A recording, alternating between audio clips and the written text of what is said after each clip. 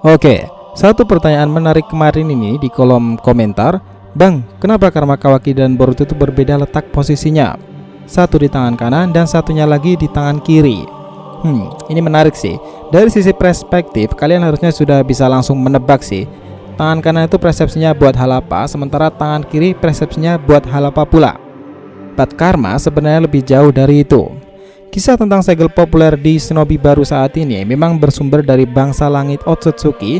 Dan kita tahu nih, jauh dari kisah Shinobi masa lalu, Otsutsuki telah menginvasi bumi. Nah masalahnya, kenapa Karma hanya dimulai dari era Boruto saja? So relax, kita intro dulu.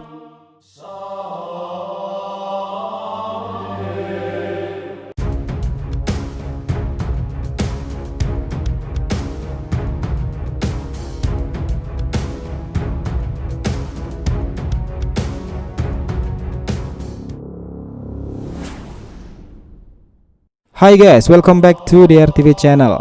Nah kali ini kita akan membahas mengenai alasan Karma Kawaki di sebelah kiri dan Karma Boruto di sebelah kanan. Oke, biar nggak salah persepsi, simak sampai akhir ya. Langsung aja, Karma. Salah satu cerita yang sangat seru dan menarik di era Shinobi baru ini, keberadaan Karma bahkan menyingkirkan semacam segel-segel atau Kei Genkai di era sekarang ini. Hal ini tidak dipungkiri lagi karena segel ini bersumber dari Otsutsuki dan mereka terlibat dari satu kelompok besar di era ini, Kara. Nah terlepas dari itu semua, kalian yang baca chapternya sudah paham kan bagaimana Isshiki dan Momoshiki ini menjalin hubungan dan bagaimana kejadian ketika Karma itu bersentuhan satu sama lain. Ya, saat itu bayangan Momoshiki itu muncul di belakang Boruto dan menahannya kala itu. Nah sepertinya tuh Momoshiki itu masih menjadi Otsutsuki yang cukup protektif dan melihat pangkat klan utama atau bahkan klan cabang. Ya meski di sini kita nggak tahu nih seperti apa kedudukan Isshiki itu sendiri. Lalu bang, kenapa Karma Kawaki itu berada di sebelah kiri dan sementara Karma Boruto di sebelah kanan? Nah kemarin ini yang nanya soal letak perbedaan karma di tangan mereka itu memang cukup menarik dan kita sangat tertarik membahasnya karena Karma Kawaki memang di tangan kiri, dimana ini cuman pendapat kita aja nih, dimana mengasumsikan peran Kawaki yang bertindak akan antagonis atau rival Boruto yang bisa saja berperan seperti Sasuke di masa lalu. Artinya kehadiran Karma di tangan kiri itu sebagai penanda bahwa Kawaki bisa saja berbuat hal yang tidak diinginkan dengan karmanya tersebut.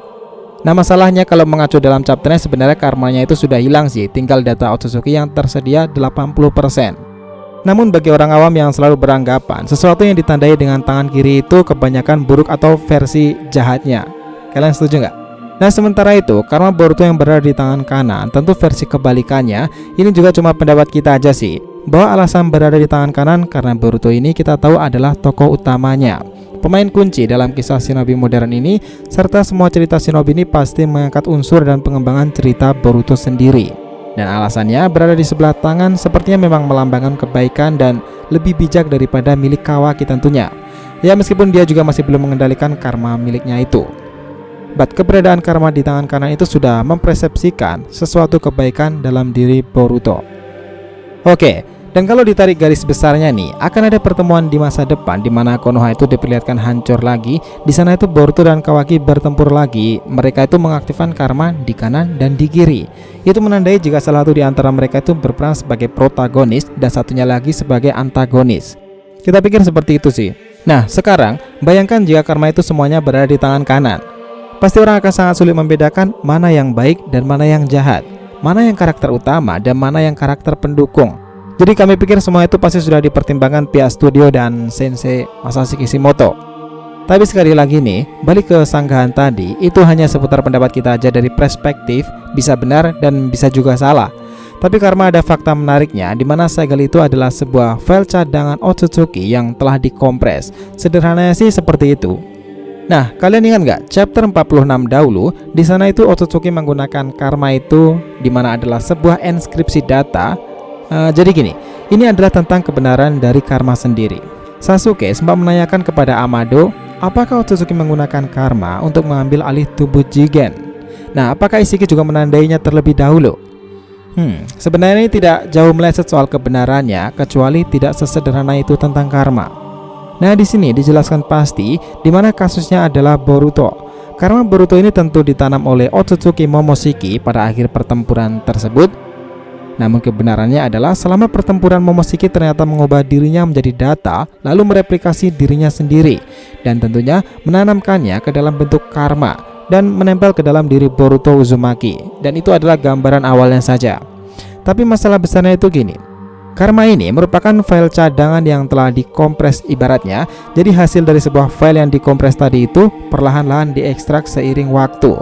Bahkan ini bisa dikatakan setiap detik. Dan kemudian seluruh data tersebut akan sukses diekstrak, lalu tubuh Boruto akan ditimpa dengan data Momoshiki. Dan Boruto sendiri tidak akan ada lagi. Dirinya akan menjadi versi dari Borushiki, Boruto serta Momoshiki. Nah, seperti yang kita tahu, ini akan ditandai dengan Boruto itu bisa terbang atau bahkan memiliki tanduk, serta tahap sempurna Boruto akan menumbuhkan rambut panjang layaknya Otsutsuki Momoshiki beneran. Nah, wujud dari Borushiki ini nanti memiliki kekuatan besar meski dalam tubuh manusianya. Ya sedikit mirip dengan Jigen sih. Jadi perkataan si Ishiki dalam siluet dahulu itu ada benarnya, dimana Boruto dan Kawaki ini bisa saja menjadi Otsutsuki sangat kuat di kemudian hari. Karena ya keduanya akan memiliki jiwa dari seorang Otsutsuki. Dan itulah kebenaran tentang karma sendiri. Nah sebenarnya nih, selain kedua orang itu masih ada satu sosok lagi yang memiliki karma. Dia lebih unik malah. Nah segel itu tidak berada di tangannya, di tangan kanan atau bahkan di tangan kiri. Segel itu berada di dagunya. Ya, dia adalah bos Kara sendiri, Jigen. Oke, ini cukup menarik. Dimana itu gini, pada saat Ishiki sudah mulai mendapati energinya kembali setelah beberapa lama, akhirnya Ishiki itu menanamkan sebuah karma di dalam tubuh Jigen saat itu. Dan tujuannya adalah melahirkan bentuk sejatinya. Jadi ketika ditanam tubuh tersebutlah Ishiki itu melakukannya, dan Jigen sepertinya tidak menyadari karena tubuhnya secara penuh juga sudah dikuasai dan dikendalikan pikirannya oleh Ishiki Otsutsuki. Nah kebenaran tentang karma Jigen adalah seperti itu. Tapi pertanyaannya, jika karma Jigen ini sudah ada, kenapa Ishiki tidak segera bangkit? Nah itu adalah salah satu yang ditanyakan Naruto kepada Amado dahulu di chapternya itu. Ya ini sebenarnya sangat wajar sih, karena pada saat itu hal yang paling penting adalah menanam karma tidak bisa ke sembarang orang. Otsutsuki tersebut harus memilih target yang benar, yang mana disebutnya sebagai seorang wadah. Bahkan dalam episode 192 Boruto kemarin, Jigen mengatakan hal seperti ini. Tidak seperti kau Amado, Kara hanya membutuhkan satu wadah saja. Ya, satu wadah saja. Nah sementara itu nih, Jigen yang malang ini adalah satu-satunya orang di dekat Ishiki pada saat itu, dan cakra Ishiki terlalu besar untuk Jigen. Jadi simpelnya di sini, tubuh Jigen ini tidak memadai untuk wadah dari kebangkitan Ishiki Otsutsuki.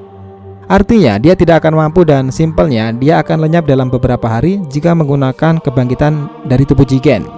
Jadi dengan demikian maka Ishiki Otsutsuki memutuskan untuk tidak dilahirkan kembali melalui Jigen, dan ia mulai menyiapkan wadah baru yaitu Kawaki.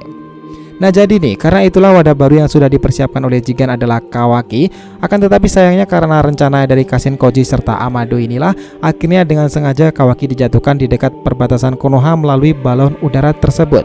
Mereka sudah merencanakan karena ya hanya desa Konoha yang mampu menjaga dan melindungi Kawaki dari serangan ketua Kara tersebut. Dan sekarang Kawaki ini sudah berada dalam lingkaran keluarga Uzumaki. Dua karma itu sekarang hidup bersama, Boruto serta Kawaki. Nah cerita menarik tentang kelanjutan kisah karma ini memang patut kita nantikan untuk next berikutnya. So guys, jadi itulah tadi pembahasan kita mengenai alasan karma Kawaki ini di sebelah kiri, sementara karma Boruto di sebelah kanan. Jangan lupa kasih saran di kolom komentar dan subscribe channel ini. Semoga ceritanya itu memberikan informasi dalam tiap pembahasan animenya. Thank you telah menonton konten DR TV and will be come back.